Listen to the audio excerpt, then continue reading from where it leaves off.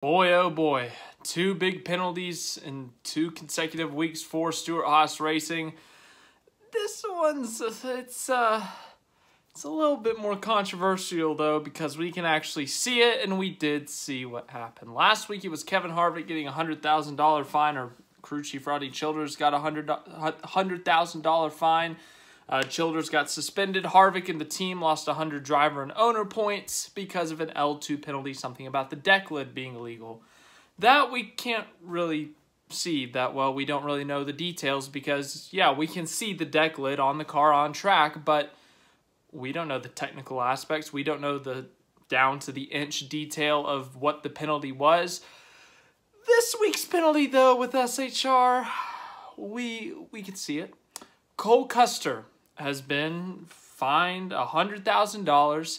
The team has been docked 50 points in both championships, I believe. Yes, for both the drivers and owners standings.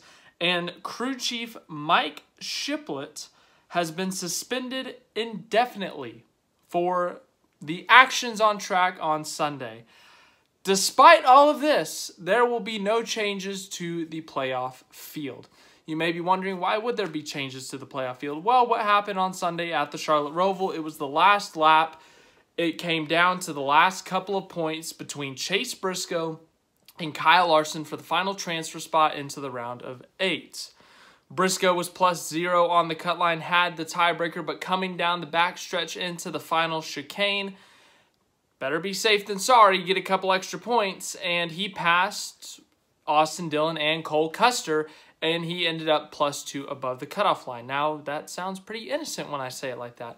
But when you look at this replay, yeah, not so innocent looking, is it? It looks like Cole Custer basically just slams on the brakes, slows up Austin Dillon, and Briscoe sends it into the backstretch chicane. There were some people saying that Custer was brake checking Dillon, and, that Briscoe, they were doing it for Briscoe, trying to help their teammate. Some were saying that Briscoe just sent it really deep and really got lucky to make the corner. But NASCAR made the decision themselves. They looked at the data. They listened to the audio and the radio from the 41 and 14 teams. Was it manipulated? Was it a rules broken? And they determined, yes, rules were broken in this situation. Let's read the official NASCAR statement. The team was penalized, the team being the 41 team, was penalized under Section 5.5 of the NASCAR rulebook, which requires competitors to race at 100% of their ability and takes action against competitors who intend to artificially alter the race's finishing positions.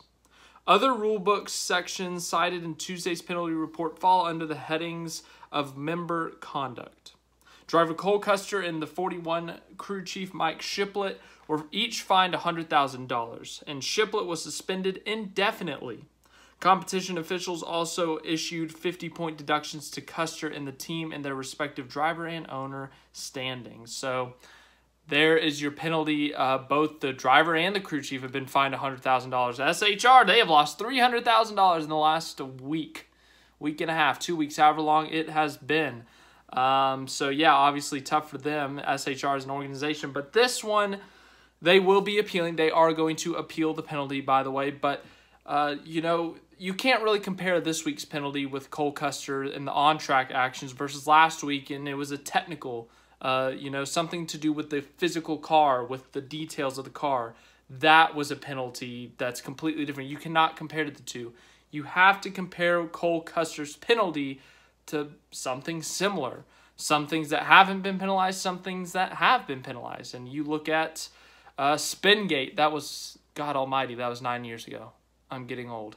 Anyways, where Clint Boyer intentionally spun out. He had an itch on his arm and spun out, and it tried to help Martin Truex Jr., his teammate at Michael Waltrip Racing, get into the playoffs. There were huge penalties handed out for that. Big fines. I'm sure there were suspensions. I can't remember the details, but it resulted in a huge change to the playoff grid. There were only 12 spots available at the time. I believe that Martin Truex Jr. was kicked out. Ryan Newman was put in, and they added a 13th spot for Jeff Gordon. That's how crazy that one gets. So they changed up the playoff grid for that because of what happened, the manipulation of a race result, the manipulation of the championship standings. Because of all that, they altered the championship. They altered who was going to be fighting for the championship that year. And then you look at 2 years ago at Martinsville in the cutoff race for the Final Four. Denny Hamlin was only 1 or 2 points to the good. He had his teammate Eric Jones behind him. And they were telling Eric Jones over the radio explicitly, do not pass Denny Hamlin. No penalty. Not even a fine. Not a suspension. Nothing. You look at last year at Bristol. This was kind of different because all 3 of the guys involved in this were advanced to the round of 12. But Chase Elliott, he was not running 100%. He was intentionally laying off and holding up Kevin Harvick so that his teammate Kyle Larson could pass him because Elliott was pissed off at Kevin Harvick for cutting his tire down while fighting for the win. And Chase Elliott deliberately said on the radio, "Where's the 5 at? Let me help him out." So you look at those 2 situations with Elliott in Bristol 2021 and Hamlin and Jones in, what did I say, Martinsville 2020.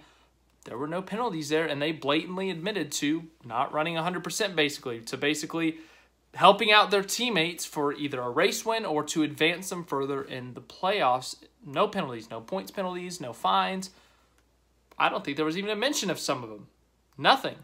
Whereas this, suddenly, because Chase Briscoe actually made the passes, I guess, big fines, suspensions, and big points docked. You know, Cole Custer's not exactly doing great in the points, but that hurts him. It's going to drop him in the point standings, I'm sure.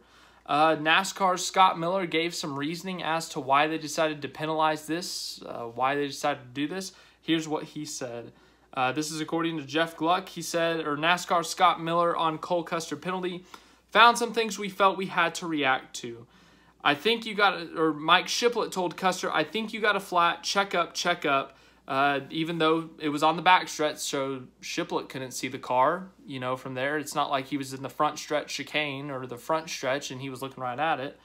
Miller also said that was pretty telling, and then also said the data showed that it was done deliberately. So NASCAR believes that there's some pretty firm, solid evidence that Cole Custer indeed and the 41 team manipulated the result of the race. Brake checking Austin Dillon, letting Chase Briscoe go by, whatever it was. And the fact that NASCAR made this decision is a pretty big deal. We just named a few examples of, you know, a time that there were major penalties handed out that switched the results of the championship standings. And we've talked about a couple times where NASCAR didn't even flinch. They just were, oh, nothing happened. But now here we are, and we're not the middle, but they kind of committed, but at the same time they didn't. They committed to, you know, enforcing a penalty for not going 100%. And, you know, if the data is there that Cole Custer indeed was not going 100%, he was indeed helping his teammate, then, yeah, penalize him. He broke the rules, plain and simple.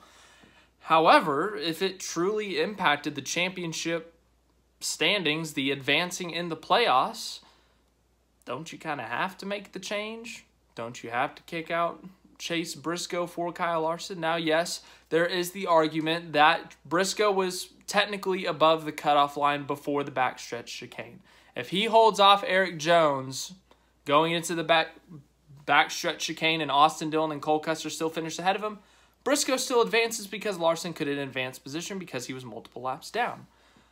But that is no guarantee. Eric Jones could get back under the 14. Cole Custer and Austin Dillon could spin each other out, and Chase Briscoe could get involved, and he loses that point. Larson advances. There's a lot of situations that could have happened. Sure, life is full of what-ifs, but truly, this is a large what-if that has major financial implications for these two teams and also championship implications.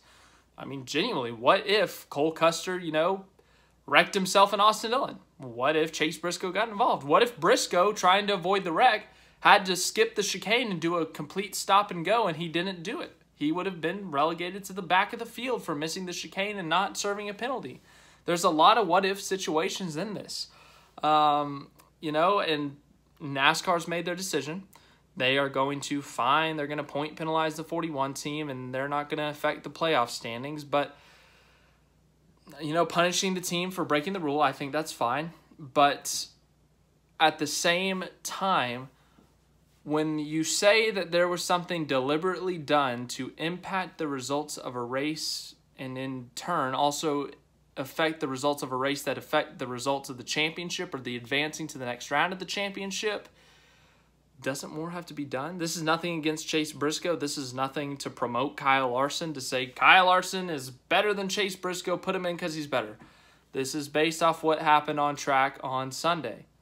Like, NASCAR's made the decision before to change the championship standings, to change who is in the playoffs and who is not in the playoffs after the fact, after a race is over. You know, so I'm not saying they have to do this, but if you're going to penalize someone for such a big penalty and, you know, accuse them of something so severe that they're basically manipulating the results, then why would you not, I guess, is what I'm saying. So if they blatantly change the results of the race, yeah, penalize them. But at the same time, I don't know what you do. It's tough, obviously, to be in NASCAR's shoes in this situation, but yeah, I don't know. It's a little off to me. Something seems off with it. I'm not saying kick Briscoe out of the championship. Briscoe himself didn't do anything wrong. He was pushing as hard as he could to get those last couple of points to make it to the round of 8. Chase Briscoe genuinely did nothing wrong. He's got no fault in this. But if Cole Custer and the 41 team deliberately helped their teammate advance, yes, they should be punished, but shouldn't, you know, the team they helped also be punished? Do you kind of get what I'm saying? But the results of the championship are still, you know, the same as of now, where it's going to be the same round of 8 that we saw on Sunday night. It's going to be Christopher Bell, Chase Elliott, Chase Briscoe, William Byron, Denny Hamlin, Joey Logano, Ryan Blaney, and who's the 8th? Ross Chastain. Yeah. So those are going to be your 8. The results are not going to change, but a big penalty handed down from NASCAR to Cole Custer and the 41 team for manipulating the results of a race.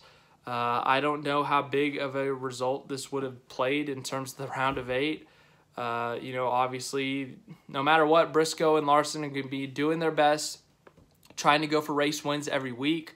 So, you know, I don't know if it would have directly impacted who makes the championship 4 or not. Obviously, if one of them, you know, if Larson goes out and wins Vegas next week, people are going to be making the argument, you know, they should have changed the results of the round of 8 standings, and Larson should be in the championship 4 right now. But NASCAR's made their decision. It's a controversial one, and no matter what decision they made, it was going to be controversial. But, yeah, it's wild. I think this is going to be talked about for a while. So, anyways, let me know your thoughts. Do you think Cole Custer should have been handed a bigger penalty? Do you think NASCAR should have changed the results? They should have exchanged Briscoe for Larson in the playoffs? Do you think they should have handed out no penalty? Oh, this has happened before and there's been no penalty. Why hand one out now? What do you think NASCAR should have done in this situation?